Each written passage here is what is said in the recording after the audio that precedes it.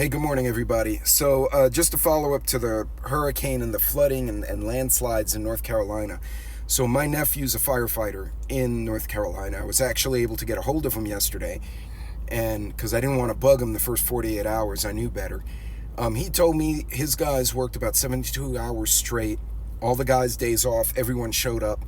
The search and rescue teams all went west. So, pretty much like from Greensboro, Winston-Salem to the east was hit as well, but they did not have those big landslides and flooding, at least if I understood him correctly. The connection was bad. But to the west of that was absolute devastation. That's where we're seeing like Asheville, all these floods. And I may have the state locations mixed up, so I apologize. A few things: if you have family or friends in the area and you're trying to check on them, use text. Do not call. We learned this during Hurricane Harvey when I rolled out as a guardsman. I was also certified as a Red Cross shelter manager. The texts are such small data packets that they tend to go through even with limited cell towers being available. If you try to make a full call or FaceTime, it's way too much data. And right now the companies are going to prioritize first responders, phones, FirstNet phones, and stuff like that. They're not going to give the general public primary access. So send text.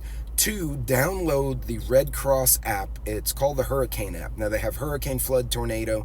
They're all kind of variations of the same thing. And what it will do is tell you physical locations on a map, points of distribution, and which are food and water and blankets, and actual Red Cross shelters.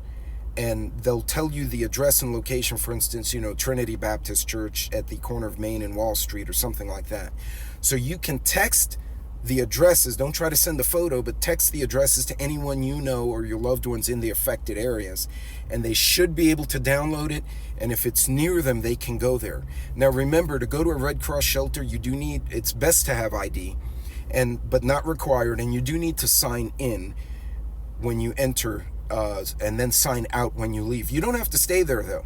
So if, for instance, you're staying at home but you need to get the kids out of the hot or out of the humidity, you can go to a Red Cross shelter. You can sign in for just a couple hours. They'll put you in the common area, and they normally they should have snacks and water, stuff like that, where you can refresh and cool off in the air conditioning, and then you can pack up the family and go back home and continue to clean up. I just wanted to share that info. If you have a location you cannot get an update from, feel free to tag me below the comments in the video.